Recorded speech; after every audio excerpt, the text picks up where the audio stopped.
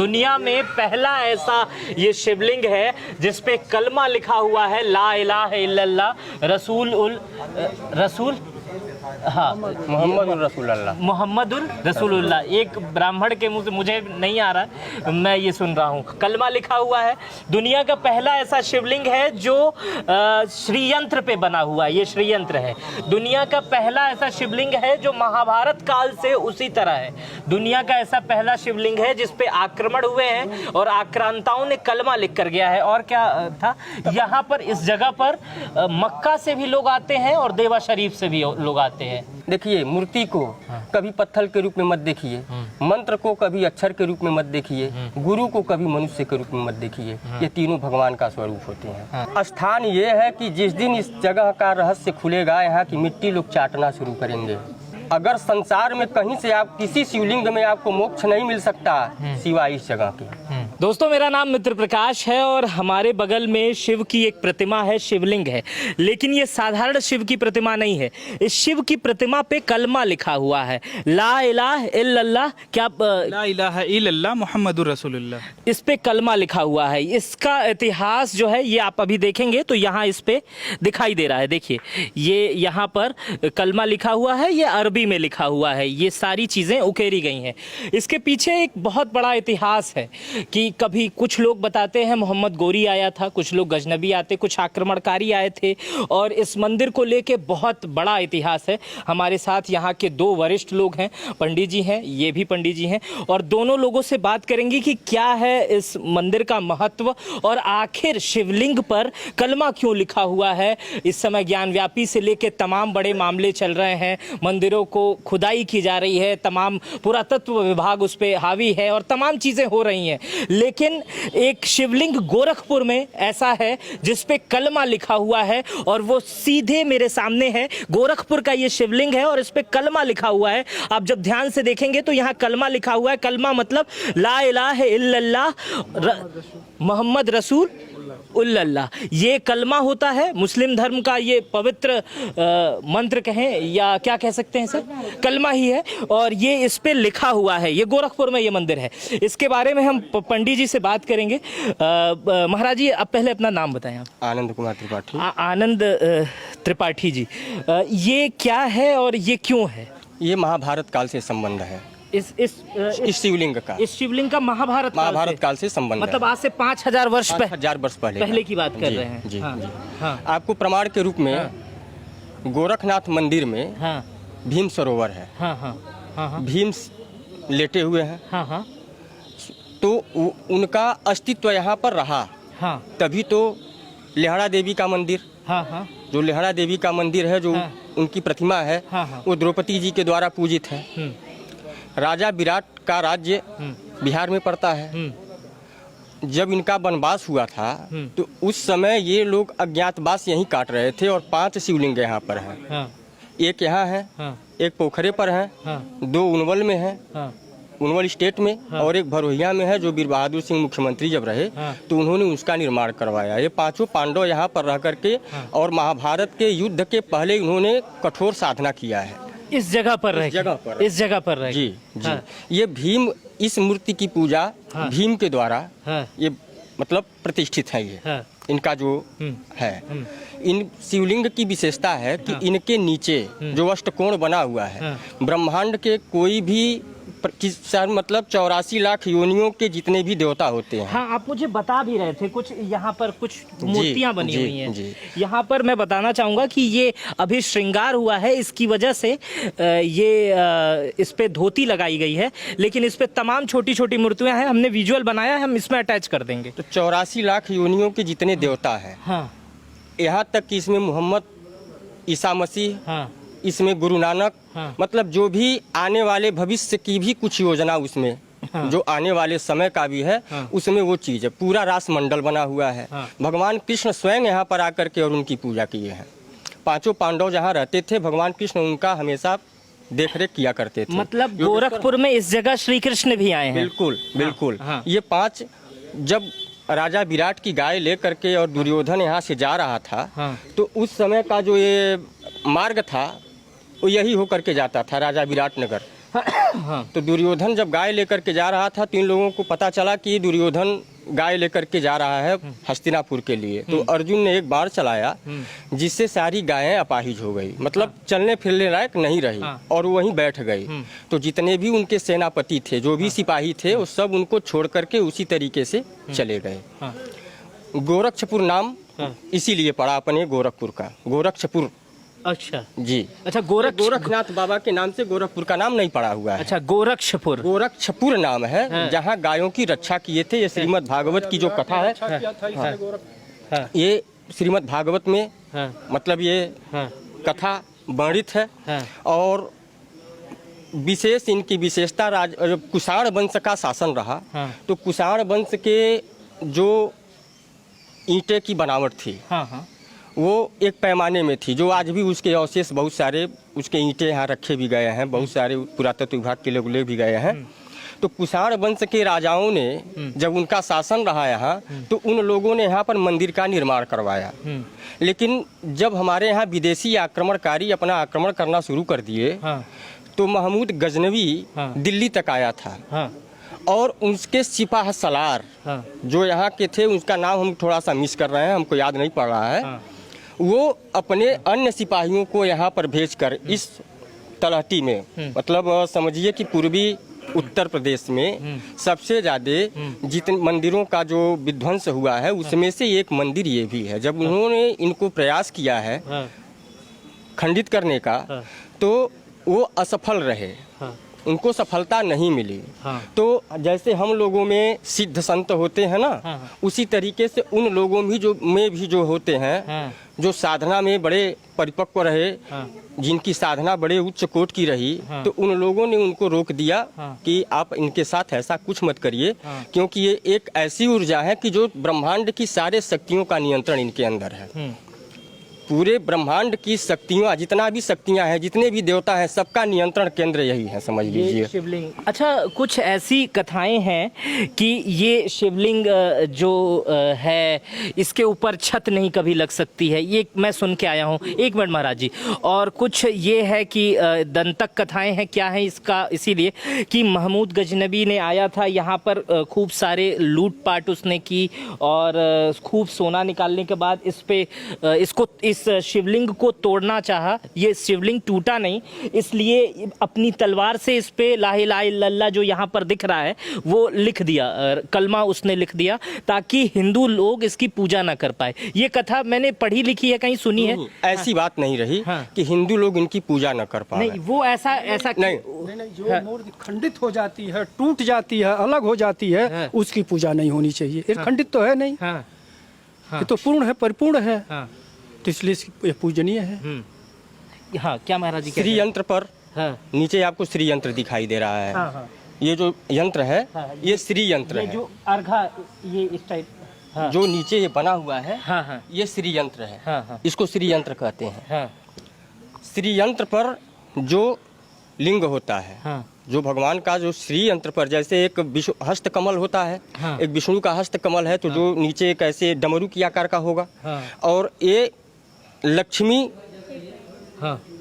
जी इनकी बहन रही, इनको अपना भाई मानती रही।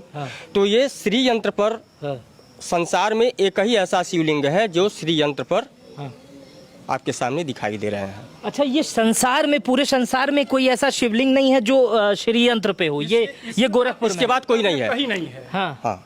अच्छा, इस पत्थर की भी मान्यता कही जाती है। पिछली बार मुझे आया तो यहाँ पे कुछ जानकार लोगों से मैंने बात की कि ऐसा पत्थर पूरे दुनिया में कहीं नहीं, हम बता रहे हैं ऐसे शिवलिंग का जो पत्थर है। जितने भी हमारे यहाँ देश विदेश में जितने भी पहाड़ हैं, जितने भी पत्थर हैं, उन पत्थरों से अलग ये बरदानी, जिसको कहते हैं कि भीम, अर्जुन, नकुल, सहदेव, ये पांचों पांडव जो थे बरदानी थे। इनके हाथ में 10,000 हाथियों का बल था। जैसे हम बालू को कूरे देते हैं और गड्ढा होता जाता है, वो पत्थर में जहाँ हाथ लगाकर कूरे देते थे, वहाँ गड्ढा होता जाता था। वो जैसा चाहते थे वैसी मूर्ति का वो निर्माण कर लेते थे। उनके उंगली में जो भाई 10,000 हाथी का बल था उनके हाथ में, तो उनके लिए ये जो है, एक तो हिमालय की दूरी यहाँ से अधिक है, हिमालय मतलब पहाड़ों की दूरी अधिक है, इतना विशाल, मतलब वो शिला लाना यहाँ उसके बाद और भी तमाम प्रकार की शिलाएं लाना, इस प्रकार का पत्थर ये कोई दूसरी ही दुनिया का मतलब समझिए कि ये चीज़ है। मतलब मुझे कई अद्भुत चीजें पता चली कि बहुत सारी चीजें हैं, अद्भुत हैं। आप लोग को भी ये अद्भुत चीजें मैं बता रहा हूँ कि दुनिया में एकमात्र ऐसा शिवलिंग गोरखपुर में है जिसपे कलमा लिखा हुआ है। हाँ, गोरखपुर में ही है ना ये। हाँ हाँ, गोरखपुर ही तो खजनी में आता। हाँ, तो गोरखपुर में एक ऐसा शिवलिंग है जहाँ पर कलमा लिखा हुआ है। कलमा यानी मुस्लिम धर्म का पवित्र मंत्र कह सकते हैं, ला इलाहा इल्लल्लाह। पहला ऐसा शिवलिंग है दुनिया का जो श्रीयंत्र पे है। और मैं ऐसा ये भी कहूँ कि पहला ऐसा शिवलिंग है जिसके बगल में पार्वती जी नहीं बैठती हैं। ये भी यहाँ का कुछ ऐसा है। पार्वती जी की बड़ी प्राचीन प्रतिमा यहाँ रही। हाँ। गणेश जी का बड़ा प्राचीन प्रतिमा रहा। हाँ। भारत में 2 ही अग्निदेव की मूर्ति है। हाँ। एक श्रृंगबेरपुर में कहीं है। हाँ। एक सरया में है। एक यहाँ पर है। एक यहाँ पर है। हाँ। वो मतलब समझिए कि सांडिल्य गोत्र के ही अग्नि रहे। हाँ। हाँ। सांडिल्य गोत्र के ही अग्निदेव माने जाते हैं। हाँ। जिस वंश के हम लोग हैं। हाँ। एक तरीके से आप यह समझ लीजिए कि अग्निदेव की उत्पत्ति अगर देखा जाए इस तरीके से तो हम इसी को मान सकते हैं कि मतलब यहीं से अग्निदेव की उत्पत्ति बिल्कुल हुई। यह स्थान इस स्थान का ये भी एक नई चीज है कि इसी जगह से अग्निदेव की उत्पत्ति हुई। अग्निदेव की उत्पत्ति है। हाँ। क्योंकि अग्निदेव की मूर्ति, सूर्य की प्रतिमा, आकाश देवता की मूर्ति, बीड़ा बजाती हुई तमाम लखनऊ के संग्रहालय में रखी गई तमाम मूर्तियां हैं। हाँ। जो हमारे यहाँ के पुरातत्व विभाग के लोगों ने उनका जो है प्रकाशन नहीं किया। हाँ। अभी मक्का मदीना के जो कमेटी के अध्यक्ष रहे, हाँ। साल भर 1-1.5 साल पहले की लगभग की बात है। हाँ। वो यहाँ पर आए हुए थे। अच्छा। मक्का कमेटी जो वहाँ का जो है, हाँ। तो वो खुद यहाँ पर आए हुए थे। और जब उन्होंने इनको देखा हाँ। तो उन्होंने बस एक बात और कहा हाँ। कि ये शिवलिंग, हाँ। ये जो आकृति है, हाँ। ये मक्का में, हाँ। यहाँ से देखिए, यहाँ का जो हिस्सा है ना ये, हाँ। तो यहाँ का हिस्सा जो है ये अष्टकोण में मक्का में है, ये इसी पत्थर के। ये इसके नीचे। जी, हाँ। जो यहाँ से इनकी आकृति है। हाँ। हाँ। और वो मतलब उनका स्वरूप दूसरे ढंग से वहाँ बना हुआ है। हाँ। मक्का में। तो जो उन्होंने कहा कि हमारा मतलब है क्या चीज़, हाँ। कि वो कौन सा स्थान है जहाँ कलमा लिख दिया गया। हाँ। कलमा पहले लिखा नहीं जाता था कहीं। हाँ। उनके कथनानुसार जो उन्होंने कहा कि मतलब ये कोई आयत अगर आप कहीं लिखते हैं, कोई मंत्र कहीं लिखते हैं, हाँ। तो पहले तो उसको लिखना नहीं चाहिए। हाँ। और लिखिए तो उसको पूजिए। हाँ। उस स्थान को जो है आप पवित्र बनाए रखिए। हाँ। या तो उसको लिखिए मत, श्रुतियों के द्वारा अपने भीतर उसको बनाए रखिए। हाँ। तो श्रुतियों की विद्या है। हाँ। जैसे कलमा जो है हाँ। लोगों ने पुस्तकों में छाप दिया। हाँ। वेद जो है हाँ। उनको लोगों ने पुस्तकों में छाप दिया। ये सारी चीज़ें श्रुतियों के द्वारा ग्रहण करने की चीज़ है। हाँ। लेकिन इन लोगों ने हाँ। व्यापार के अगर दृष्टिकोण से देखा जाए तो तमाम व्यापारी जो है अपना अपना व्यापार करने के लिए प्रेसों के माध्यम से हाँ। और इन सब चीज़ों को प्रकाशित कर दिए। हाँ। उनका वो कथन था हाँ। कि ये चीज़ लिखना नहीं चाहिए। अगर वो लिखा गया है हाँ। तो वो कोई सामान्य जगह नहीं होगा। हाँ। तो यहाँ मक्का से भी आते रहते हैं। हाँ। जी। यहाँ वहाँ मतलब ये शिवलिंग में मक्का के कौन आए थे? मक्का से मक्का कमेटी के जो अध्यक्ष रहे। मक्का कमेटी जहाँ हज करने मुस्लिम जाते हैं, जहाँ हिंदू नहीं जा सकते, वहाँ से मुस्लिम लोग यहाँ पर आते हैं क्योंकि यहाँ पर कलमा लिखा हुआ है। ये यहाँ से देवा शरीफ, जो देवा शरीफ है, हाँ, हाँ। वो देवा शरीफ मतलब साल में एक बार यहाँ आते रहते हैं। अच्छा, देवा शरीफ के लोग भी यहाँ आते हैं। खुद जिस शरीर में देवा शरीफ है इस समय, हाँ। वो मतलब आप बात हमारी समझेंगे कि नहीं समझेंगे, हाँ। वो आपका विषय है। हाँ। लेकिन है ना कि एक ऊर्जा, जैसे हमारे यहाँ का शंकराचार्य जी का था कि एक हाँ। शरीर को छोड़कर दूसरे शरीर में प्रवेश कर जाना। अच्छा। तो ये क्रिया देवा शरीफ भी जानते हैं। है। तो देवा शरीफ का जिसमें शरीर है जी। उसी उन्हीं के वंश में होगा? नहीं नहीं, है।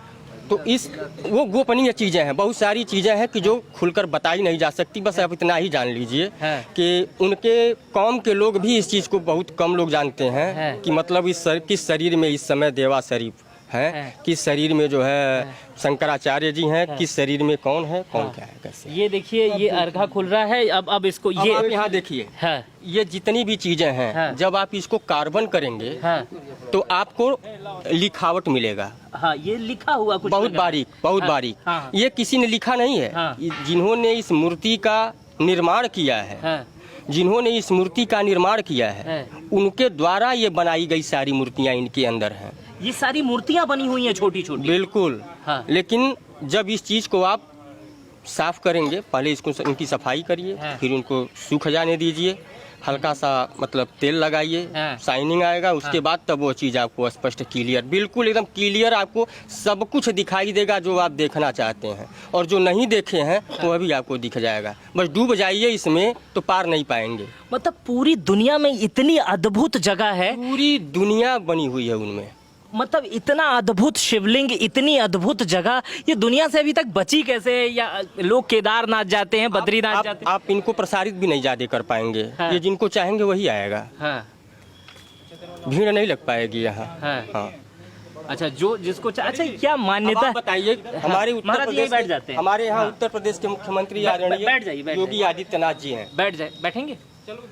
हमारे यहाँ उत्तर प्रदेश के मुख्यमंत्री आदरणीय योगी आदित्यनाथ जी हैं। जी जी। सबसे प्राचीन अगर देखा जाए तो गोरखनाथ बाबा और गोरखी बाबा, अगर देखा जाए तो वंशावली एक ही चलती है, वंशावली एक ही चलती है। लेकिन अगल बगल के मंदिरों को उन्होंने विकसित करने का भरपूर प्रयास वो कर रहे हैं, लेकिन यहाँ के लिए उनका एक भी रुपये का कोई सहयोग नहीं है। यहाँ आए भी हैं, एक दफा नहीं, ये राजनाथ सिंह भी आए हैं यहाँ, ये आए भी हैं, ये उपेंद्र दत्त देखिए, शुक्ला जी। जबकि आप यह जान लीजिए कि इस स्थान को तो पूरे संसार में सबसे पहले स्थान देना चाहिए आपको, लेकिन आप उस पर ध्यान नहीं दे रहे हैं। आपको तो ध्यान देना चाहिए। यहाँ से हमारे यहाँ के बहुत सारे नौजवान जो वर्तमान में लोग हैं, कुछ न कुछ मैसेज यहाँ से डालते रहते हैं, चाहे मीडिया के माध्यम से हो, चाहे पेपर के माध्यम से हो, चाहे किसी नेता के माध्यम से हो, लेकिन नहीं हो रहा है। जबकि इस स्थान को तो सबसे सुरक्षित और सबसे अच्छा बनाना चाहिए। मतलब मुझे ही अपने जीवन में इतना महत्वपूर्ण, अगर ये सारी बातें बड़ी ही अद्भुत है। कहीं भी चले जाएं, काशी विश्वनाथ में चले जाएं, जो शिवलिंग हैं वो 250 से 300 वर्ष पुराने हैं। महारानी अहिल्याबाई होटकर ने उनकी स्थापना करवाया है। हिमालय की तलहटी में अगर देखते हैं तो इतना प्राचीन शिवलिंग आपको कहीं नहीं मिलेगा। अगर यहाँ पर देखेंगे तो 5 शिवलिंग ऐसे हैं कि जो बड़े प्राचीन काल के हैं, बड़े पुराने समय के हैं। ये महाभारत काल के हैं, और पूरी महाभारत की लड़ाई, पूरी महाभारत का युद्ध जो जीता गया है, इन्हीं के कृपा से जीता गया है। पूरी महाभारत का इतना बड़ा युद्ध जो हुआ महाभारत का, उस पूरे महाभारत को युद्ध को अगर जीतने का किसी को श्रेय जाता है